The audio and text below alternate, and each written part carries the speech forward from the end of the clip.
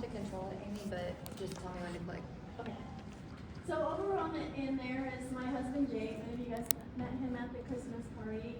And then that's Gracie and Remington.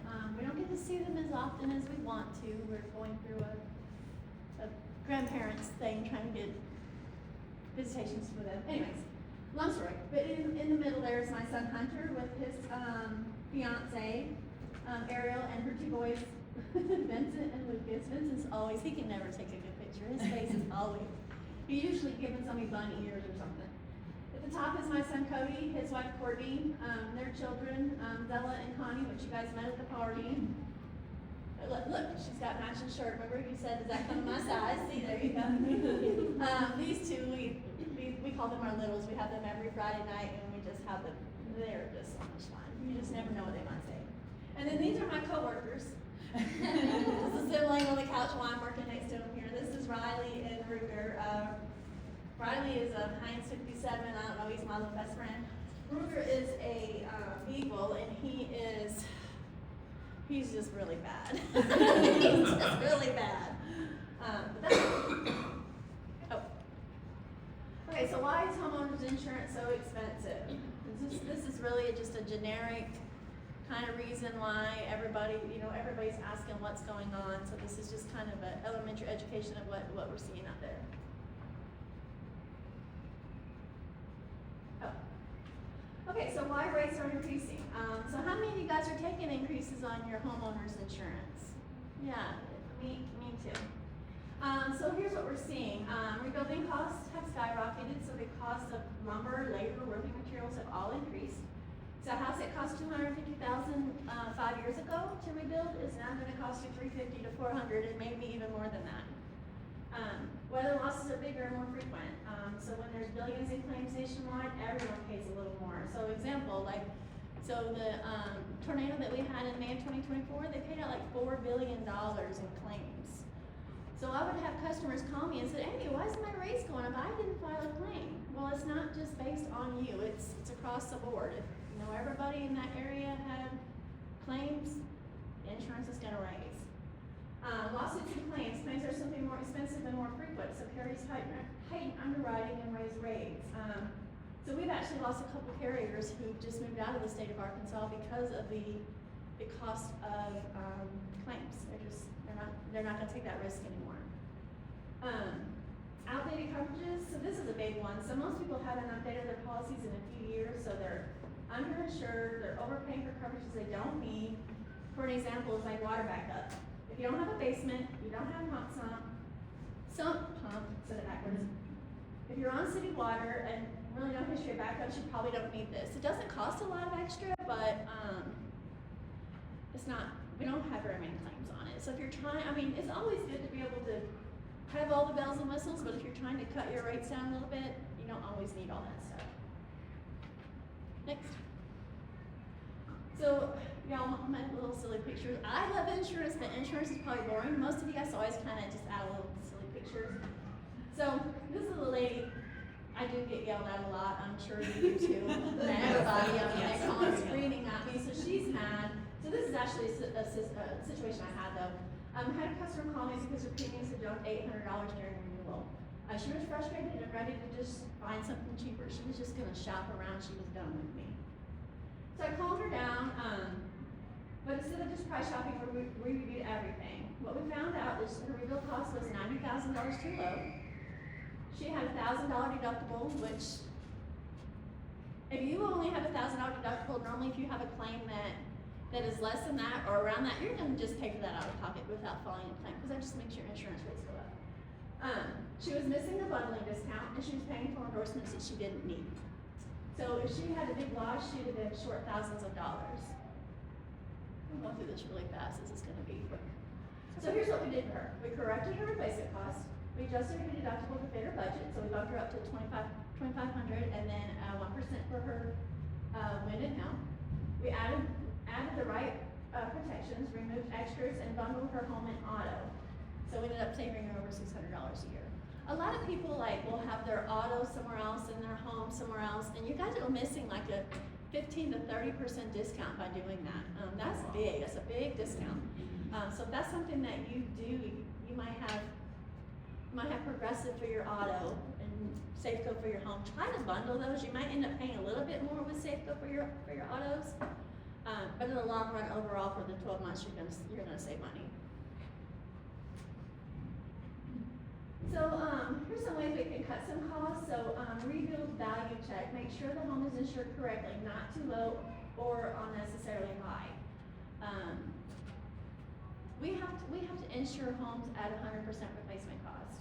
We're only insuring your home. We're not insuring your 5 acres that you set on. So some people think that whatever they pay for it, we need to insure at that amount, but we don't, because we're only rebuilding your home if something happens.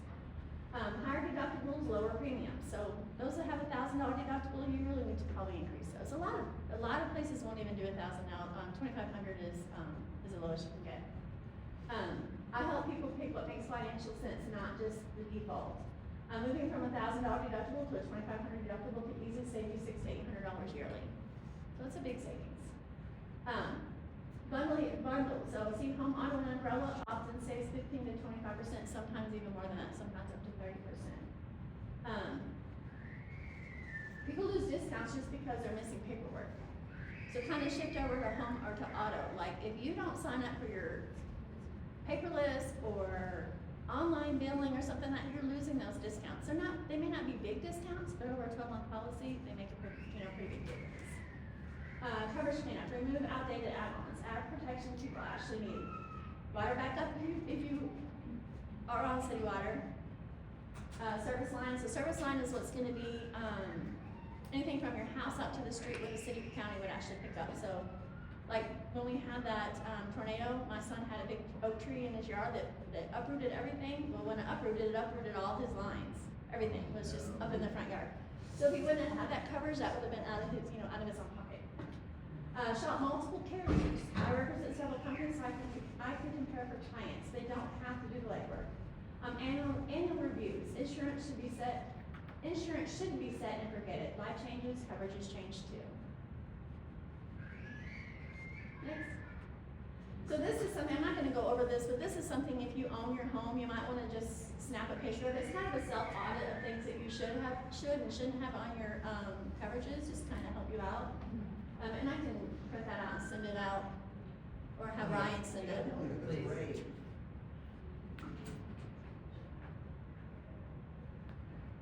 So anyways, that's just kind of a helpful little tool.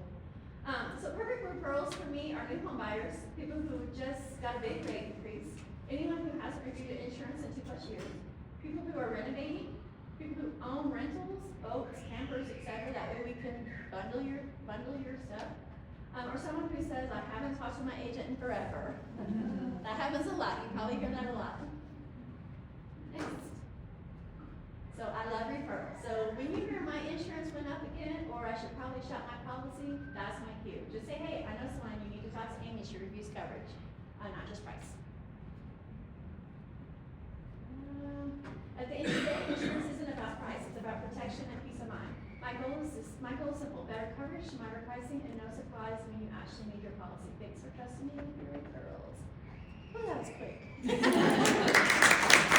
I never had something like over. Any questions? Yeah.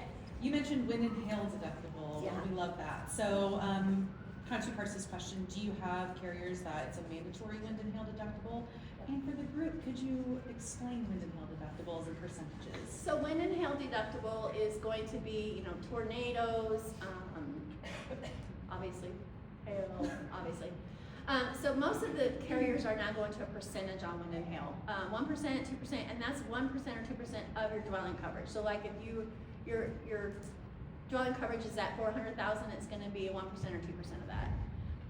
And that's pretty much mandatory with every company. I don't know any companies that are still doing $1,000 deductible on that. Some of them can get all peril still $1,000 deductible, but most of those are not $2,500. Or yeah. Plus, if you still on $1,000 deductible, your premiums are going to be higher. And like I said, how many of you guys are really with $1,000 deductible? You're just going to pay that out of your pocket. You're not going to. Like for just example here, we have a $2,500 deductible on our home, and we had some septic lines, sewer line problems, and I think it cost us around $2,000. And instead of filing a claim, it would have been silly. We just paid for it out of pocket. And that's what you should probably do anyways if you're able to do that, because make sure rates go up every time you file a claim, so. Yeah, When someone that you've set up with insurance and they had a loss in any capacity, it's really challenged to navigate that. Do they call you? Do you kind of support that? Is that part of your services or just kind of a benefit because you developed that relationship? so they call me and we're usually the one that files the claims. Kind of going through this with a customer we have now who's actually in this room. So I kind of helped her out with this. So I pay her for.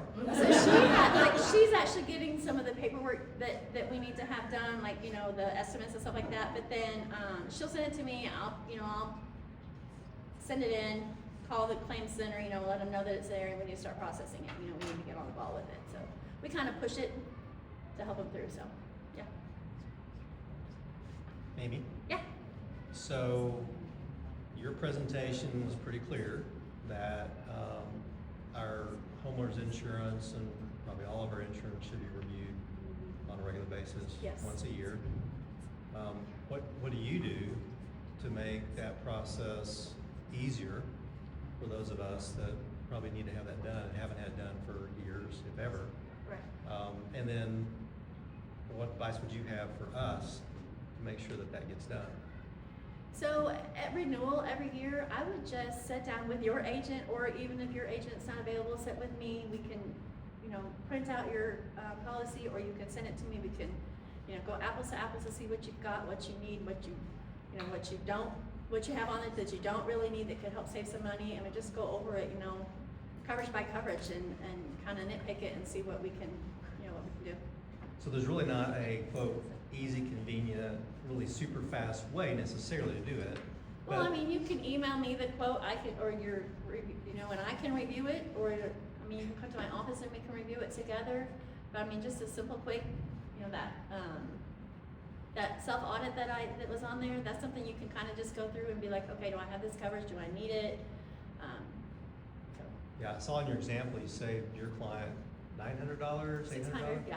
Yeah, on their premiums, and I'm pretty sure all of us, if we're not looking at it, we're gonna have those increases too. Oh, yeah, And the other piece was, you know, we need to own our stuff, right? yeah, We need to do what needs to be done, yep.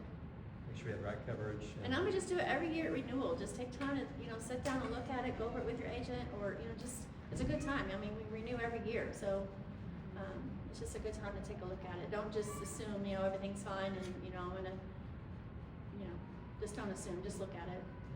I went over Dr. Katie's here, probably a month ago, and we saved her almost $1,000 on her home and auto. So it was a big savings, and now she sent me like 6 people, so it's Great. I'm excited about that. Yeah. So, question, Yeah. I'm working with several couples for new construction, Mhm. and those homes come with warranties. Yeah. So, how would or could that affect homeowners insurance? Ooh, that's a good question. Thank you, I was practicing. So, I don't know that home warranties are gonna cover, I mean, I don't know, do they cover like wind and hail? I think home warranties are just gonna cover like something that, like HVAC or something that's faulty, you know what I mean? It's not gonna cover like, So like one of the builders I'm working with offers a plan that goes up to 10 years, and that 10 years is on some structural stuff. Yeah. But So- that's nothing that, homeowners insurance would cover. No, because that's gonna be more stuff like, you know, if there was something wrong with the build or something Okay. that they're liable for, not because of, you know, a hailstorm or Sure. tornado or Okay. something like that. Okay. So it's kind of two different. So the drywall falls off. That's, and it's covered under the warranty. Right. But like if they Right. had a water leak and the, you know, the drywall got messed up, that's something that we would, you know, Actually, I had a 1-year warranty on the house that I bought, and it covered a slab leak. It was actually caused by a lightning strike, so. oh wow, okay. So maybe if you have a warranty, maybe that's something you should try first, just so that you know instead of filing a claim, because you file a claim, your insurance goes up. So, yeah. I would think most of the time warranty would just cover faulty things, you know, that, Yeah, the or builder. the builder or something, yeah.